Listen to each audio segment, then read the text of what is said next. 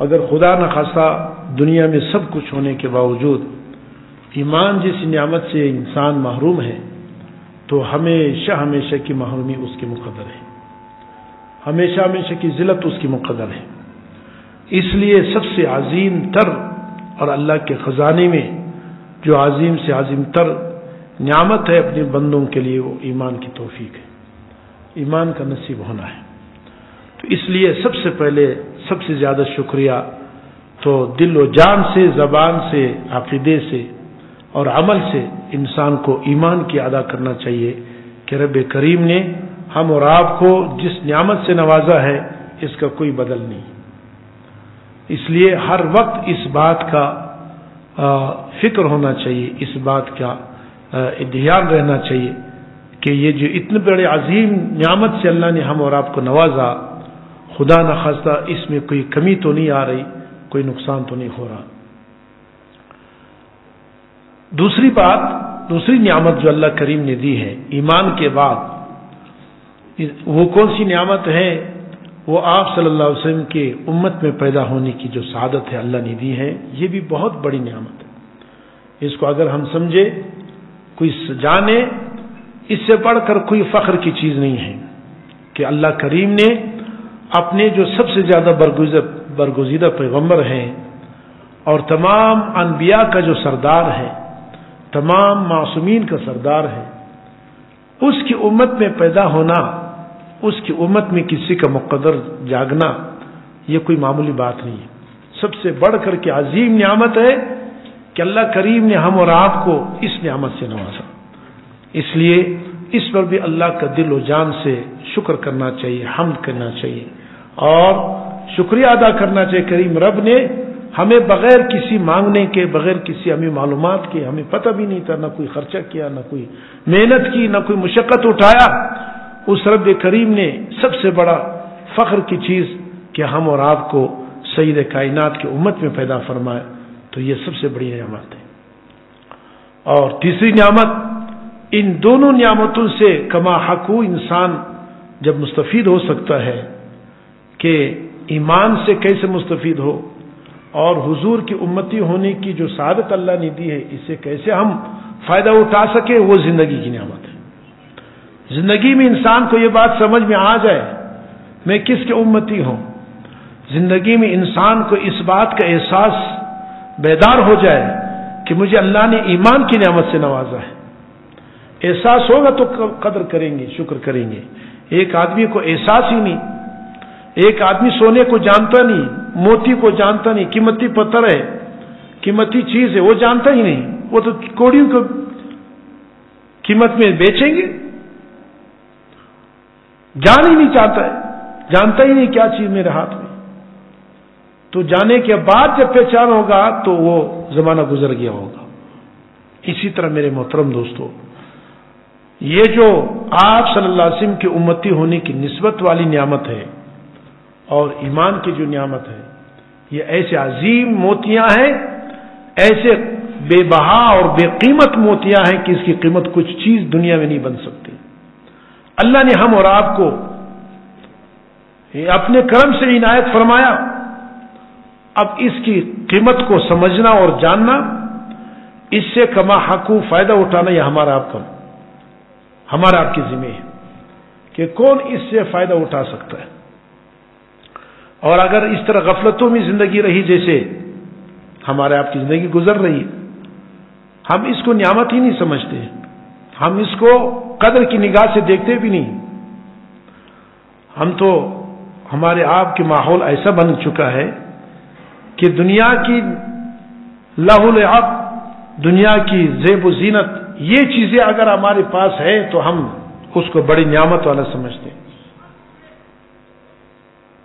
آپ نے کبھی نہیں سنا ہوگا کہ کوئی آدمی یہ کہتے الحمدللہ اللہ نے بڑا نظر کرم سے دیکھا ہے کہ مجھے ایمان والا بنایا یا مجھے حضور کا امتی بنایا، باتوں میں کبھی یہ بات نہیں سنی ہوگی۔ اور جب کوئی مالدار ہوتا ہے تو ہمارے آپ کی گفتگو میں مجالس میں لوگ کیا کہتے ہیں کہ اللہ نے بڑے کرم سے دیکھا ہے اس کو، دنیا جس کی زیادہ ہونا اس کو ہم بولتے ہیں، اس کو اللہ نے بڑے کرم سے دیکھا، اللہ نے نظر کرم کیا اس پر۔ اور ہم خود آپس میں بھی بولتے ہیں جس پر اللہ کی وہ کہتے ہیں شکر الحمدللہ اللہ نے بڑا کرم کیا ہے، مجھے کوئی مال دولت دیا ہے. اس جیسے خوشی اور اس جیسے شکر کبھی ہم نے ایمان کے بارے میں نہیں سنا، اس جیسی نعمت کے بارے میں نہیں سنا. یہ کس بات کی علامت ہے دوستو؟ ہم دنیا کی چیزوں کو تو نعمت سمجھتے ہیں، اللہ کی کرم و نظر سمجھتے ہیں، اور یہ جو اتنی بڑی نعمت اللہ نے ایمان کی دی ہے اس پر کبھی ہم نے شکریہ بھی ادا نہیں کیا، غلطی سے بھی کبھی یہ تصور نہیں کیا، کبھی سوچا بھی نہیں، بلکہ الٹا بعض لوگ تو ایسے احساس کمتری میں مبتلا ہے جب کافروں کے اور دشمنوں کے اور بے دینوں کی دنیائی ترقی دیکھتا ہے وہ سمجھتے ہیں یار ہمارا کیا فائدہ، ہم تو بس پھنسے ہوئے ہیں. نعوذ باللہ. یہ جو مایوسی کے اور ناشکری کے الفاظ ہیں اس سے ایمان ختم ہو جاتا ہے. دنیا تو دیں گے اللہ پاک، بہت دیں گے، بہت ہی دیں گے. دنیا ہے ہی کیا چیز؟ دنیا کا دینا یہ نظر کرم نہیں ہے. دنیا کا فراوانی یہ اگر نظر کرم ہوتا تو سب سے زیادہ مالدار سید کائنات حضور پاک صلی اللہ علیہ وسلم ہوتا. سب سے مالدار انبیاء ہوتے. انبیاء میں شاید 2 ہی نبی گزرے ہیں جو بادشاہت اور مالدار گزرے ہیں، حضرت سلیمان علیہ السلام، حضرت داؤد علیہ السلام. باقی جتنے انبیاء آئے ہیں، عظیم پیغمبر آئے ہیں، سب جو ہیں غریب، حسب نسب اونچا لیکن مال کے اعتبار سے بہت غریب. تمام انبیاء کا جو سردار ہے حضور پاک علیہ الصلوۃ والسلام، اس کی آپ زندگی دیکھیں. اگرچہ آپ صلی اللہ علیہ وسلم کے فقر اختیاری تھا لیکن آپ نے فقر کو خود اختیار کیا. یہ بھی ایک بات ہے نا. دنیا تو ملعون ہے اور آپ صلی اللہ علیہ وسلم نے دنیا کی مذمت کس انداز سے بیان کیا اور اس کو ایک امتحان سمجھا. حلون، یہ مال بڑا میٹھا ہے، سرسبز ہے، خیال کرنا اگر اس کا حق ادا نہیں کیا یہی مال ہمارے آپ کے گلے کا توق بنے گا، سانپ بنے گا. اور جو بغیر کسی شرعی وجہ سے مال کماتا ہے، خرچ کرتا ہے یا مال کے پیچھے لگا رہتا ہے، اس کے بارے میں حضور نے کیا فرمایا؟ الدنیا جیفتن، دنیا جو ہے یہ ایک مردار جانور ہے، مرا ہوا جانور ہے. جیفہ کس کہتے ہیں؟ جو جانور مر جائے بغیر ذبح کے، ناپاک، بدبودار. وطالبها کلاب، اس کا طلب کرنے والے کتے ہیں حضور نے فرمایا. جو بغیر شرعی وجہ کے حلال حرام کی کوئی تمیز نہ ہو، بس پیسہ آ جائے، مال بن جائے. ایسے لوگوں کے بارے میں اللہ کی نبی کے ایسے سخت وعیدات ہے، سخت ترین الفاظ. تو میرے دوستو، ہمارے آپ کا یہ جو طرز عمل ہے ایمان اور دین والی نعمت کے ساتھ، یہ انتہائی خطرناک اور انتہائی مایوس کن ہے. اس لیے معاشرے کے اندر اس بات کو اجاگر کرنا چاہیے، گھر میں، بچوں میں، عورتوں میں، کہ اصل چیز اللہ پاک نے جو ہمیں دی ہے یہ سب سے بڑھ کر کے نعمت ہے. شکر کرو کہ ہم مسلمان ہیں. اس کا مذاکرہ ہونا چاہیے گھر میں، عورتوں کو، بچوں کو، خود کو، ہر مجلس میں. ایسے خانہ پوری کے طور پر نہیں، دل کی گہرائیوں سے اور حقیقت کے حوالے سے دل کی یہ کیفیت ہونا چاہیے کہ الحمدللہ سب سے بڑھ کر کے نعمت اللہ پاک نے ہمیں ایمان والی نعمت دی ہے، اس پر اللہ کا شکر. پھر حضور کی نسبت ہمیں دی ہے، یہ کوئی معمولی نسبت نہیں ہے. اس نسبت کے لیے انبیاء ترس گئے ہیں. انبیاء، نبی کتنا بڑا مقام ہے نبوت کا. تمام انسانوں میں بڑھ کر کے سب سے عظیم مقام جو اللہ پاک بندوں کو دیتے وہ نبوت کی شان. ولایت سے، صحابیت سے، صدیقیت سے سب سے بڑھ کر کے جو مقام ہے، مرتبہ ہے قریب ترین اللہ کو، وہ نبوت کا مقام ہے. انبیاء بھی حضور صلی اللہ علیہ وسلم کے ساتھ اپنی نسبت قائم کرنے کے لیے، امتی ہونے کی، اس کے لیے انہوں نے دعائیں کی اور طلب کیا، چاہت کی. تو ایک ہم اور آپ ہے، ہمیں اس کا احساس نہیں ہو رہا. ہم اتنے غفلت میں ہیں ہم تو یہ بھول جاتے ہیں کہ ہماری نسبت کس کے ساتھ ہے. ہم اپنی نسبتوں کو بدلنے کی کوشش میں ترقی یافتہ ممالک میں اپنے آپ کو شامل کرنا چاہتے ہیں. ترقی یافتہ تہذیب، لائف سٹیٹ جو ہے، ہم اس کو ترقی یافتہ بنانا چاہتے ہیں. لائف سٹیٹ کیا بنانا چاہتے ہیں؟ زندگی کا طرز عمل. ہم ترقی یافتہ لوگوں کی طرح زندگی گزارے. ہم سب اس دوڑ میں لگے ہوئے ہیں.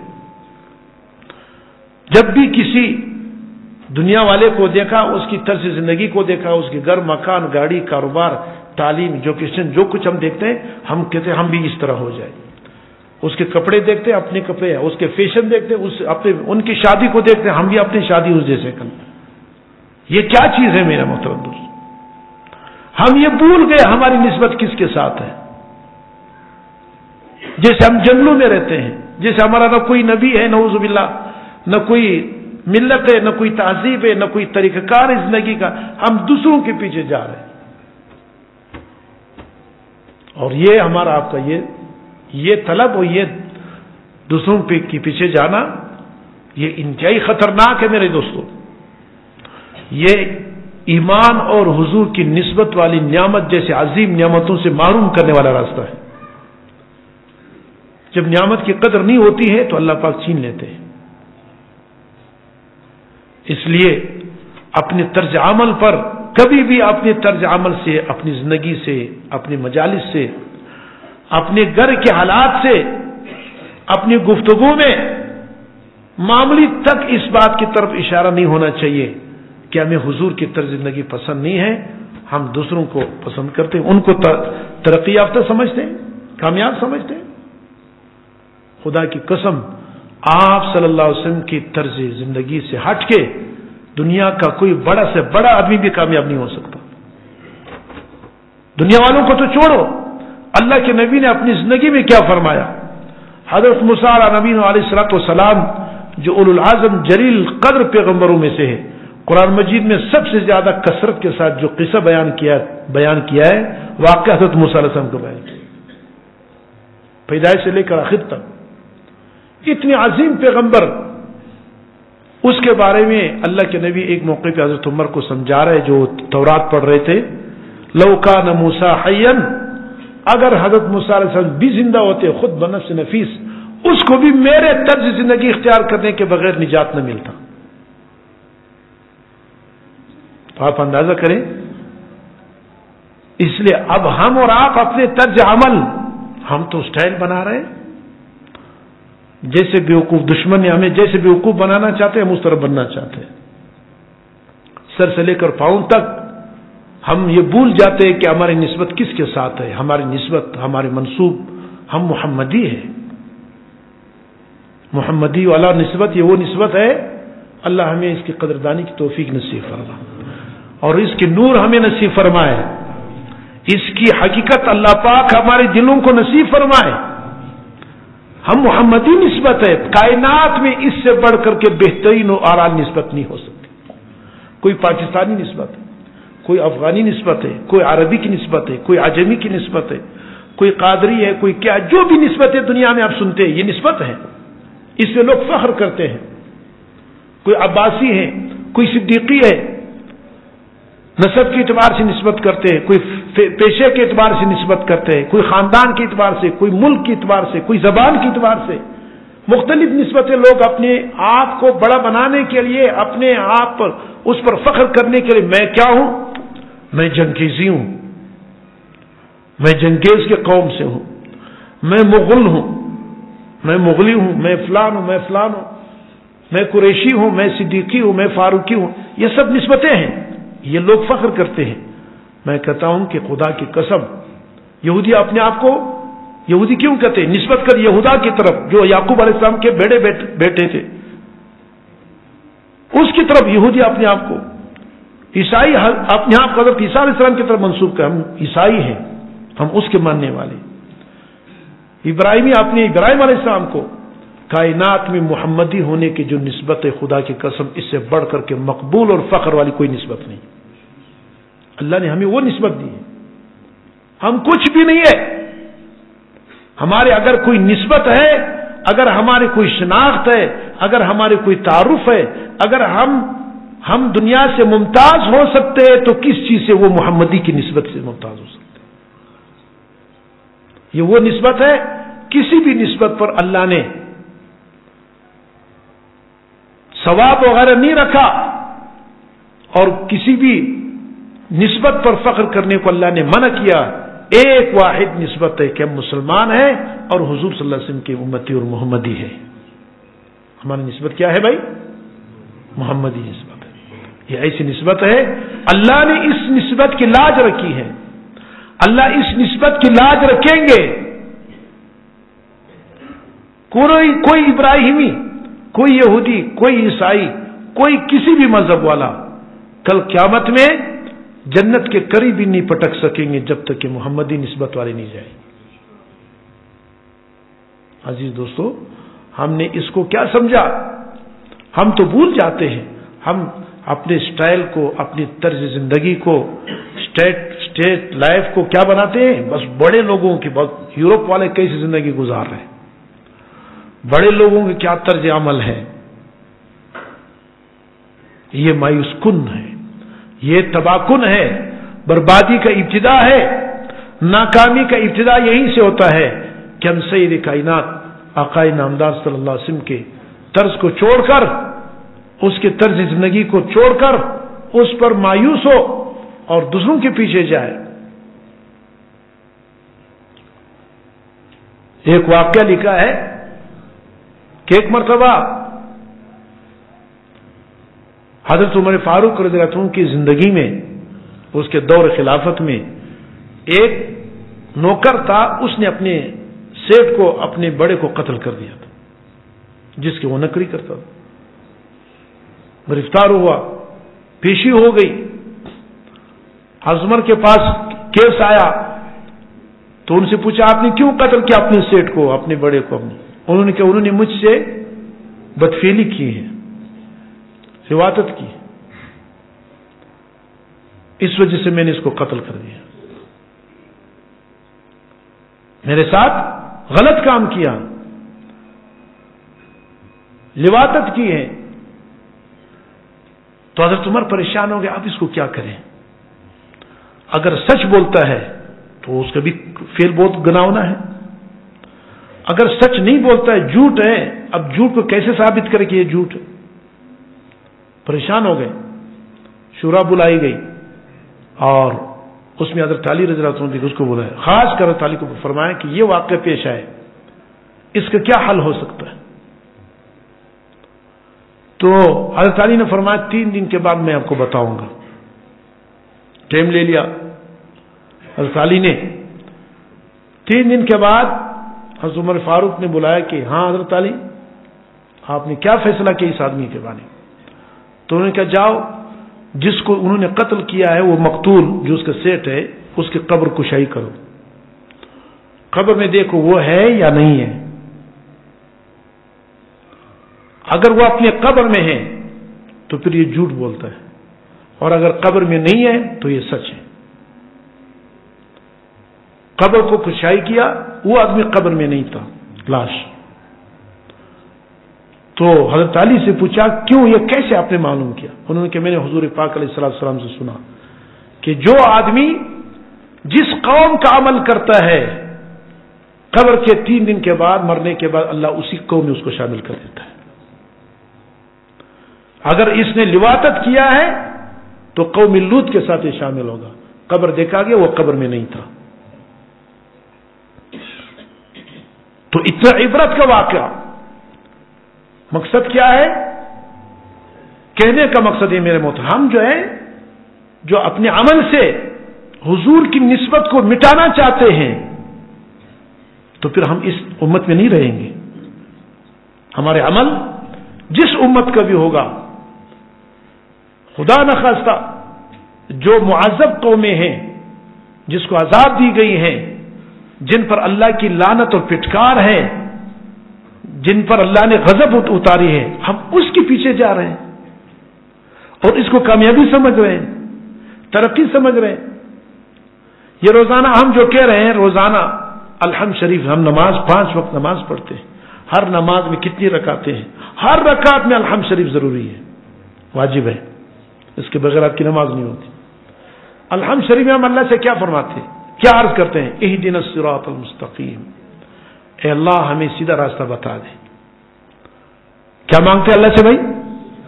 سیدھا راستہ، اہدنا، ہمیں سکھا دے، بتا دے، دکھا دے صراط مستقیم۔ پھر آگے بات کیا ہے؟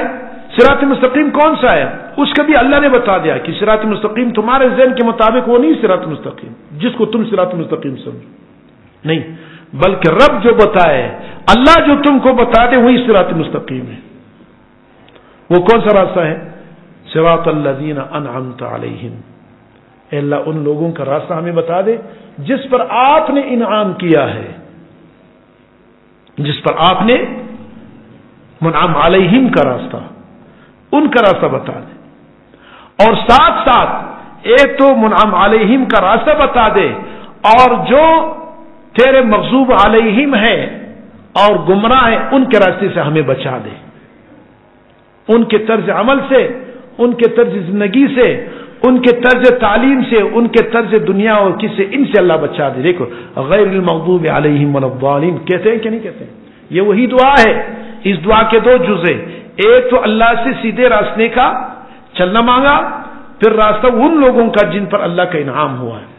دوسرا جز اس دعا کا یہ کیا ہے جو ہم روزانہ سورۃ فاتحہ میں نماز میں مانگتے ہیں، غیر المغضوب علیہم ولا الضالین، اے اللہ ان لوگوں کا راستہ نہ ہمیں بتا، مغضوب علیہم جس پر تیرا غضب ہو چکا ہے، جو غضب نازل ہو چکی، ولا الضالین، اور اسی طرح گمراہ لوگوں کا جس کو تم نے گمراہ کر دیا ہے، تیرے راستے سے بھٹک گئے، اس کے راستہ ہمیں نہ بتا دے، اس سے ہمیں بچا دے۔ سوال کرتے ہیں کہ نہیں کرتے؟ یہ روزانہ کا سوال ہے کہ نماز میں غور کریں تو پتہ چل جائے گا نماز کیا چیز ہے۔ نماز کے اندر ہم روزانہ اس پہ غور کریں گے تو احساس زندہ ہو جائے گا، ہم کیا اللہ سے مانگ رہے اور کون سے راستہ۔ اور ادھر ہم نماز، چونکہ ہم نماز میں تو دھیان نہیں دیتے، نماز تو صرف ہم خانہ پوری کے لیے پڑھ رہے، بطور عبادت ہم نہیں کر رہے۔ اللہ ہم سب کی حفاظت فرمائے، اللہ ہم سب کو معاف فرمائے۔ نماز جیسی یہ براہ راست اللہ سے گفتگو ہے، براہ راست اللہ سے مناجات ہے، براہ راست اللہ سے ہدایات لینی ہے، براہ راست اپنی کامیابی کی دعائیں ہم روزانہ 5 مرتبہ اللہ پاک سے، 5 مرتبہ نہیں 5 وقت میں کئی مرتبہ مانگتے ہیں، لیکن ہم نے کبھی دھیان نہیں دیا۔ اور زندگی کیسے گزار رہے؟ جو ہر نماز میں ہم کہتے ہیں، اور علماء فرماتے ہیں اس میں سب کا اتفاق ہے کہ یہ مغضوب علیہم کون لوگ ہیں جس پر اللہ کی غضب ہوئی ہے، ولا الضالین کون لوگ ہیں؟ یہ تمام مفسرین کا، ائمہ مفسرین کا اتفاق ہے، صحابہ کے اقوال ہے کہ مغضوب علیہم سے یہود و نصارہ ہے، عیسائی اور یہودی ہیں۔ یہ دو فرقے ایسے ہیں کہ اس پہ اللہ کی غضب ہوئی ہے، ایک کو اللہ نے گمراہ کر دیا ہے یہودیوں کو، اور نصارہ پہ اللہ کی غضب ہوئی ہے، تباہ و برباد ہو گیا ہے، نعوذ باللہ اللہ کے بیٹے کا نسبت کر لیا۔ عیسیٰ علیہ السلام اللہ کے نبی ہے، اس کو نعوذ باللہ کا بیٹا سمجھتے ہیں۔ اور یہودی بدبخت لوگ، ان کا عقیدہ ہے عزیر علیہ السلام کو جو اللہ کے نبی ہے ان کا اللہ کا بیٹا سمجھتا ہے۔ یہ دونوں گمراہ اور مغضوب علیہم فرقے ہیں، ان سے پناہ مانگی گئی ہے۔ اے اللہ ان لوگوں کا راستہ ہمیں نہ بتائے، اے اللہ ان لوگوں کے طرز عمل سے ہمیں بچا دے، ہم ان جیسے نہ ہو جائے۔ یہ روزانہ سورۃ فاتحہ میں ہم اللہ سے دعا کرتے ہیں۔ اور ہماری زندگی ہم کیا کر رہے ہیں میرے مطلب، ہم جو بھی کر رہے ہیں، ہمارے حکومت ہے، سیاست ہے، خارجہ پالیسی ہے، داخلہ پالیسی ہے، ہماری جو بھی پالیسیز بنتی ہے، ہم سب یہ کرتے ہیں بھائی ترقی یافتہ یورپ میں کیا حال ہے، یورپ کو دیکھ کر چلنا چاہیے۔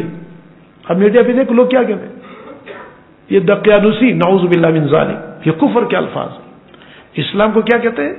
یہ پتھر کے زمانے کے لوگ ہیں، یہ پتھر والے لوگ ہیں، دقیانوسی ہیں، پرانے ہیں، ان کو دنیا سے چلنا نہیں آتا۔ یہ سب دشمن کے طریقے ہیں۔ عزیز دوستو، اللہ نے جس پر غضب اتاری ہے وہ کامیاب ہو سکتا ہے؟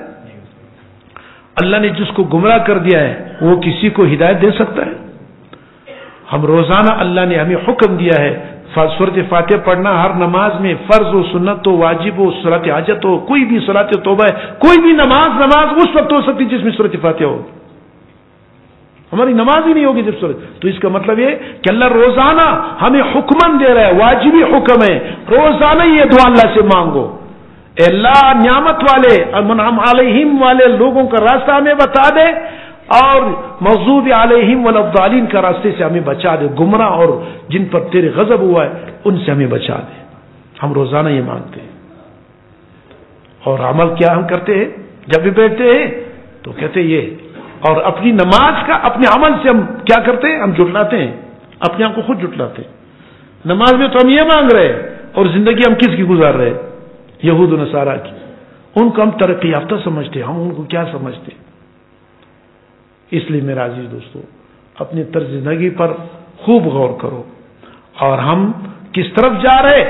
اس نسبت محمدی والی جو نسبت ہے, آپ صلی اللہ علیہ وسلم سرکار دو عالم کی جو نسبت ہے, اس نسبت کو خدا را کمزور نہ کرے, اس کو مایوس کن نہ سمجھے. اس کو ہمارے آپ سب کی پوری انسانیت کی کامیابی کے پہلی سیڑھی ہے کہ حضور پاک علیہ السلام کی غلامی کسی کو نصیب ہو جائے. اس کے بغیر کوئی کامیاب نہیں ہو سکتا. اسی کو فخر سمجھے, اسی کو اپنی سعادت سمجھے, اسی کو اپنی ذریعہ وسیلہ و نجات سمجھے, اور اس پر عمل کرنے کی کوشش کرے. سر سے لے کر پاؤں تک الحمدللہ آپ صلی اللہ علیہ وسلم کو اللہ پاک نے وہ طرز زندگی عطا فرمائی ہے, وہ اسوہ حسن عطا کی ہے کہ جو اس پر جتنا جائے گا اتنا ہی وہ کامیاب ہوگا. جو جتنا اس طرز عمل سے دور ہے, فرد دور ہے وہ فرد ناکام ہے, مرد دور ہے وہ مرد ناکام ہے, عورت دور ہے وہ عورت ناکام ہے, بادشاہ دور ہے وہ بادشاہ ناکام ہے, کوئی ملک اس سے دور ہے وہ ملک ناکام ہے. جو جتنا اس رنگ میں رنگتا ہے, جو جتنا اتنا اس طرز عمل میں آتا ہے, اتنی مقبولیت اور کامیابی اس کے قدم چومتی ہے. اس لیے عزیز دوستو, ہم اور آپ اپنی زندگی میں اس کو بھرپور طریقے سے اجاگر کرے, اپنے مجالس میں اس پر اللہ کا شکر ادا کرے. کریم اللہ تیرے احسان ہے, شکر ہے کہ تو نے ہمیں محمدی نسبت عطا فرما دی ہے. سب کہو الحمدللہ. آپ نے ہمیں مسلمانوں والا هو سماکم المسلمین, قرآن میں کیا فرمایا, اللہ نے تمہارا نام رکھا ہے, تم کوئی اور نہیں ہو. یہ ہر ایک نے اپنا نام خود رکھا ہے, ہمارا آپ کا نام اللہ نے رکھا ہے. تم کون ہو, کون سی قوم ہو, مسلمان قوم. کون سی قوم ہے ہم؟ هو سماکم المسلمین هو اجتباکم, اللہ نے تم کو منتخب کر دیا ہے.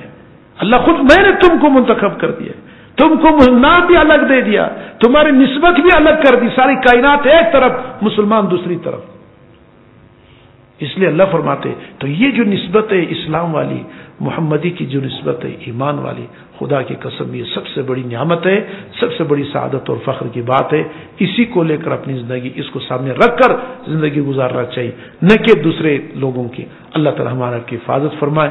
وآخر دعوانا الحمدللہ.